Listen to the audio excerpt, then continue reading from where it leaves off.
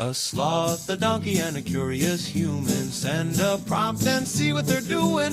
One hits record with a question on his mind. Two brothers pick it up, see what they find. Corn takes his time, Herman's got the facts. Back and forth, they never hold back. My weird prompts, come on in, that's where we begin. My weird prompts, glad you're here. This episode was generated using artificial intelligence. Please verify facts. My Weird Prompts is a community-driven initiative exploring how AI can fuel curiosity and uncover the fascinating ways our world works. GPU compute for this podcast is generously provided by Modal. Learn more at modal.com. Imagine the silence of a Jerusalem night. It is 3 a.m. on March 11th, 2026. You are in that heavy, restorative sleep that only comes when you are truly exhausted. Then it happens. That rising and falling wail of the siren. It is not a sound you hear with your ears. It is a sound you feel in your chest. Your heart rate goes from 60 to 140 in about 3 seconds. Your pupils dilate, your palms sweat, and suddenly the clock is ticking. You have exactly 90 seconds. 90 seconds to wake up, find your bearings, grab your child, get out of your apartment, navigate a dark hallway, and reach a place that can withstand a ballistic missile impact. It is a brutal, high-stakes sprint that most people only see in action movies, but for us, and for our housemate Daniel, it has been the relentless reality of this 12-day war. It is the ultimate stress test for any system, corn. Whether that system is a city's multi-layered air defense or just the way you organize your shoes by the side of your bed. I am Herman Poppleberry, and today on My Weird Prompts, we are looking at a situation Daniel sent over that is incredibly close to home for anyone living through this March 2026 conflict. Daniel has been staying in a place recently that doesn't have a mamad. For our listeners outside of Israel, a mamad is that reinforced security room built into modern apartments. Without one, you are relying on public shelters or communal building shelters, and that changes the math of survival entirely. It turns a 10-second walk into a 90-second tactical maneuver where every stumble, every lost key, and every forgotten shoe could be the difference between safety and catastrophe. And Daniel's core point is that even for someone who thinks about preparedness, someone who considers themselves a prepper, the siren always catches you at the worst possible time. It catches you in the shower. It catches you when you are deep in a dream. It catches you when you are trying to get a toddler to eat their dinner. The question he is asking is, how do we bridge that massive gap between civilian chaos and professional readiness? How do the people who do this for a living, the firefighters, the paramedics, the military quick reaction forces, how do they stay at that razor-sharp level of readiness for weeks at a time without their brains just melting from the fatigue? Because we are on day 12 now, Herman, the exhaustion isn't just physical, it is cellular. It is a perfect parallel to what the military calls sustained operations, or SUSOPs. We are seeing this specific 12-day rhythm again. It mirrors the exchange we saw back in 2025, which also lasted about 12 days. This creates a psychological trap. In the first 3 or 4 days, your adrenaline carries you. You are hyper-vigilant. You are the person with the go bag strapped to your chest at all times. But by day 12, your nervous system is screaming for a break. You start to rationalize. You think, maybe I don't need to run this time. Maybe the Iron Dome will get it. Maybe I can skip putting on my shoes. And that, corn, is exactly when the tragedies happen. We saw that strike on the synagogue shelter in Beit Shemesh just last week, where 9 people were killed. It is a horrific reminder that the threat doesn't care if you are tired. The physics of a missile impact don't change because you had a long day. That Beit Shemesh incident was a gut punch for the whole country. It really highlighted the fact that not all shelters are created equal. If you are running to a parking garage or a basement, you are making a series of rapid-fire technical calculations under extreme duress. So let's get into the mechanics of this. If we have 90 seconds and we are trying to adopt a professional mindset, where do we actually start? How do we stop being victims of the siren and start being operators in that 90-second window? It starts with moving from what the military calls condition red back to a sustainable condition yellow.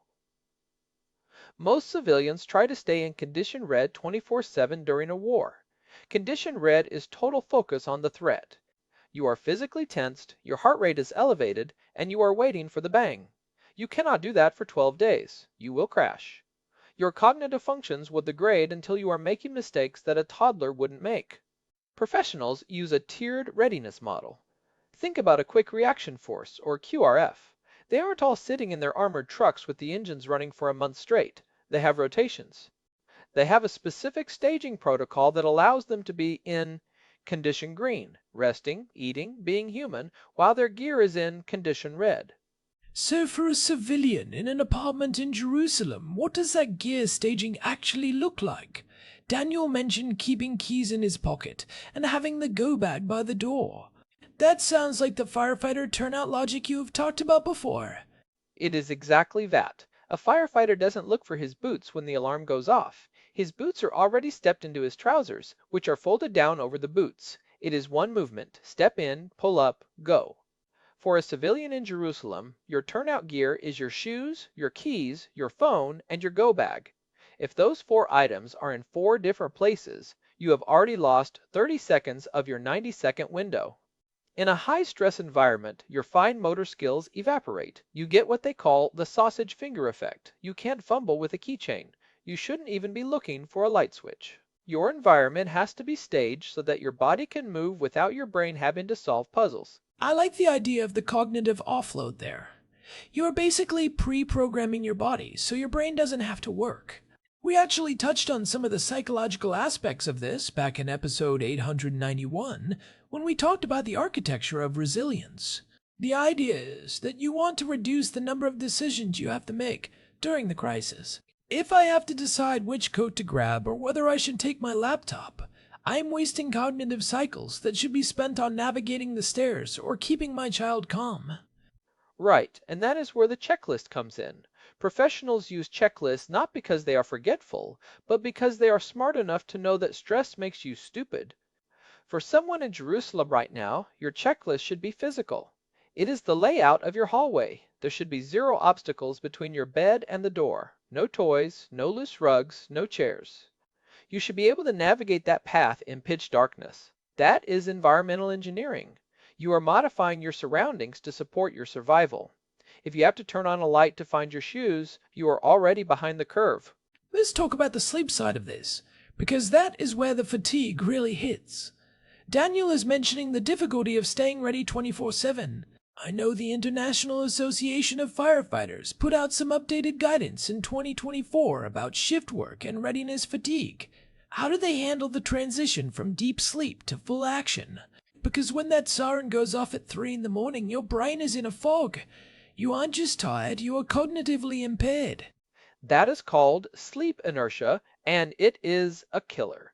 It can take up to 30 minutes for your cognitive performance to reach baseline after waking up from deep sleep. But we only have 90 seconds. One technique professionals use is the staged wake protocol. They don't just jump and run, they have a sequence of physical anchors. For a civilian, that might be feet hit the floor, grab the phone, slide into the shoes. The physical act of putting on shoes actually sends a signal to the brain that it is time to work. It is a sensory trigger. And this is where the firefighter tactical nap comes in. The research on first responders shows that a 20 to 30-minute nap is the sweet spot. If you go longer than 30 minutes, you risk entering deep REM sleep, which makes the sleep inertia much worse when you wake up. If you are in a high-threat window, say, the home front command has warned of an imminent barrage, you should be cycling those 20-minute naps. It is not about feeling rested, it is about maintaining a baseline of vigilance. It is interesting that you mentioned the home front command warnings. They recently started issuing those 15 to 30-minute advance notices before the actual sirens. That is a huge change in the 2026 conflict. It gives you time to move from condition yellow to condition red before the emergency actually starts. But it also adds to the mental load. Now you are waiting for the siren to confirm what the app just told you.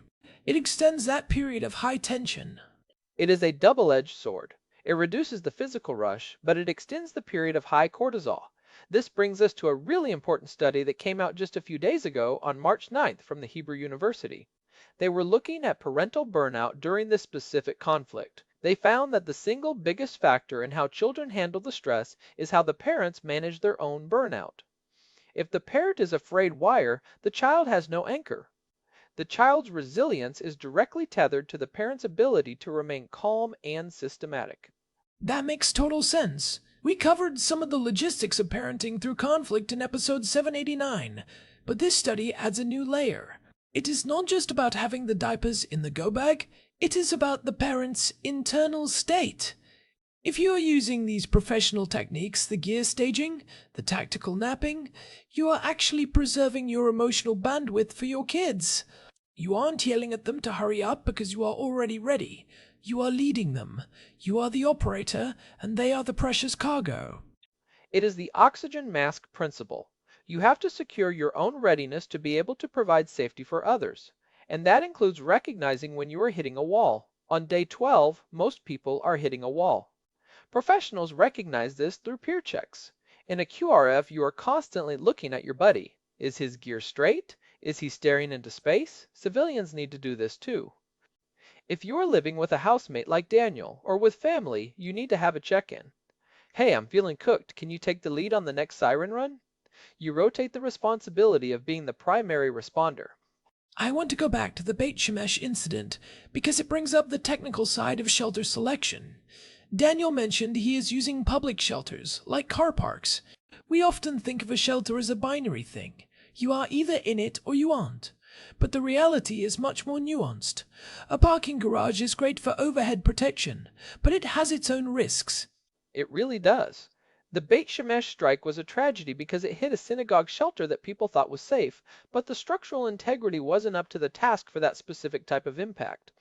When you are choosing a public shelter, you have to look at the hierarchy of protection. The Home Front Command, or Pikud HaOref, is very specific about this. If you don't have a mamad, you want a building shelter that you can reach via an internal stairwell. The stairwell itself is often one of the strongest parts of the building. It is usually a reinforced concrete core that runs the height of the building. It acts as a spine. If you are in an older building in Jerusalem, the stairwell is often your best bet if you can't reach a dedicated bomb shelter. Why is the stairwell so much better than, say, an interior room? Because it is designed to be structurally independent. If the rest of the building suffers a partial collapse, the stairwell is the most likely part to remain standing. But Daniel is talking about running to a public car park. The benefit there is the sheer mass of earth and concrete above you.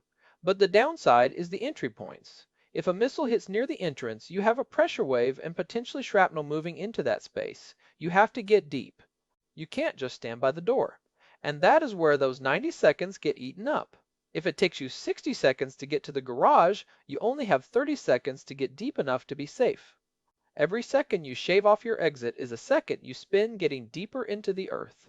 It is a literal race against physics. And now we have this new variable, cluster munitions.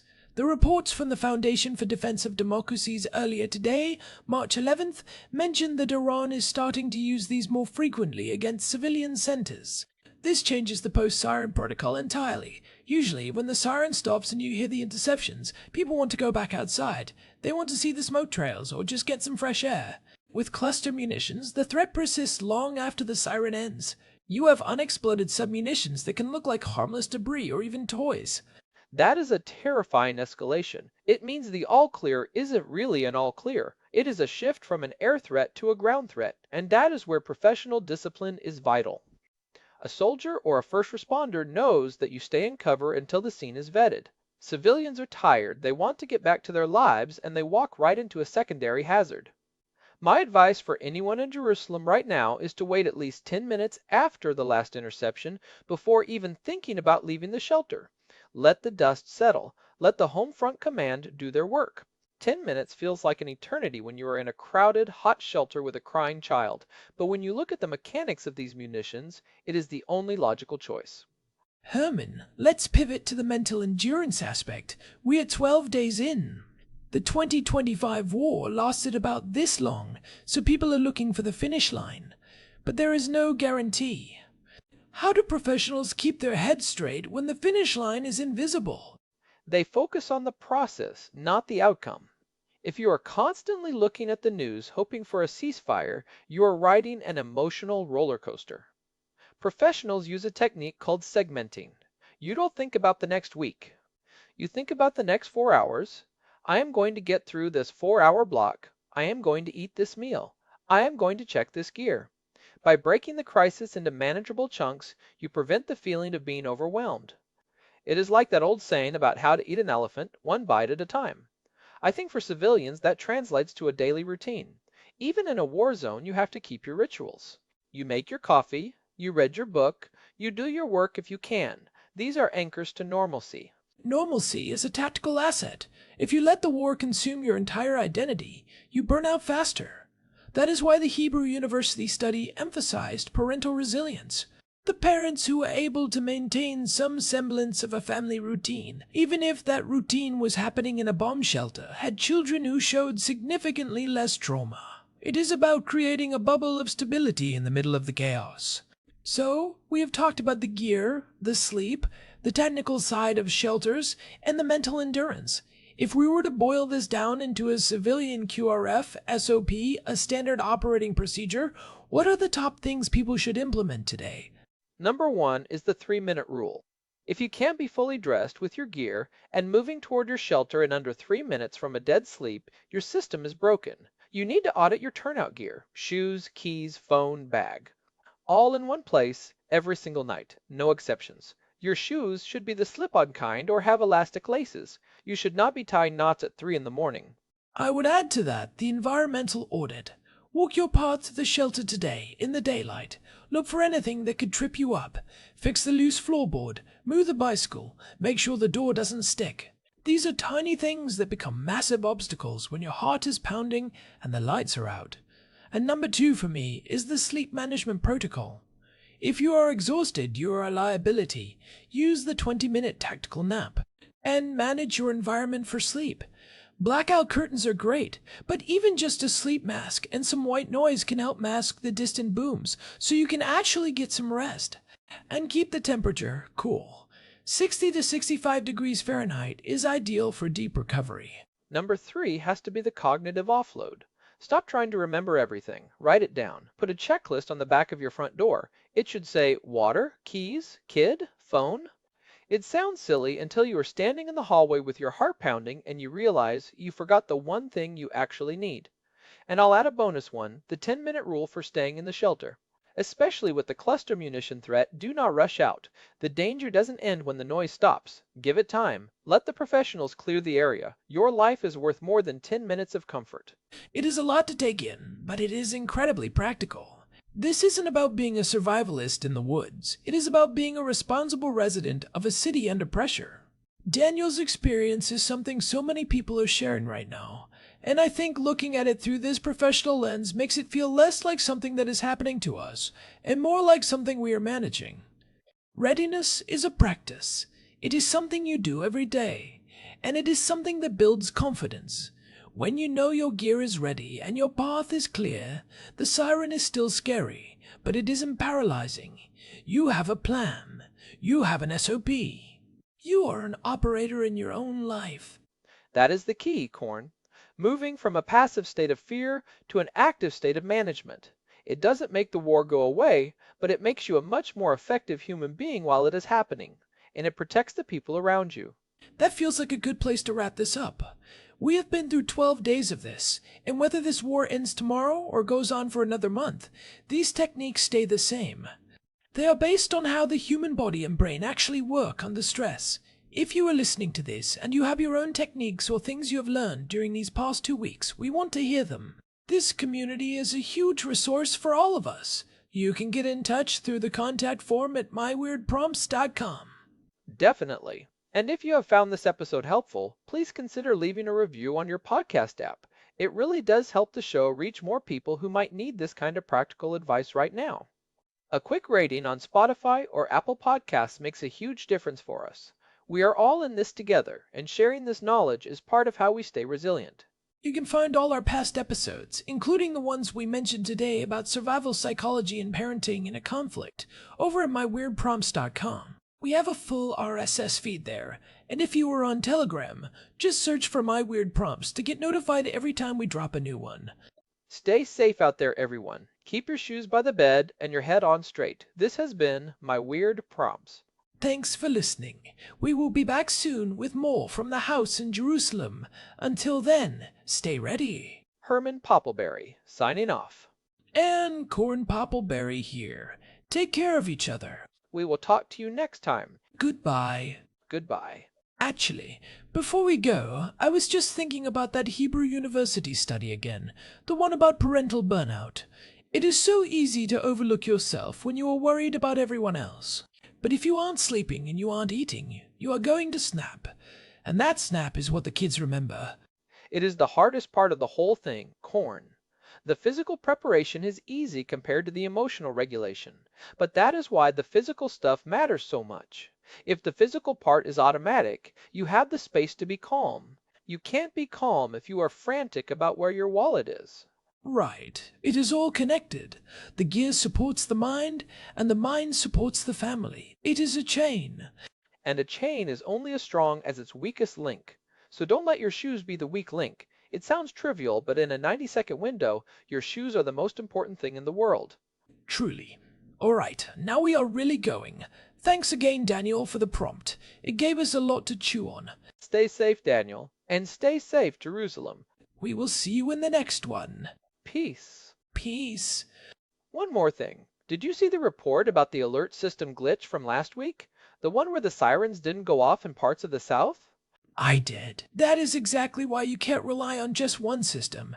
You need the siren, the app, and the radio. Redundancy is the professional's best friend. Always. If you have only one way to get the news, you have 0 ways when that system fails. Have the battery-powered radio ready. It is old school, but it works when the cell towers are overloaded. Good point. Redundancy, staging, and napping. The 3 pillars of the Poppleberry Survival Guide. I like it. Let's make that the title of the next book. Don't give me more work, Herman. I am a sloth, remember? A sloth with his shoes on and a go bag by the door. You know it. See you later.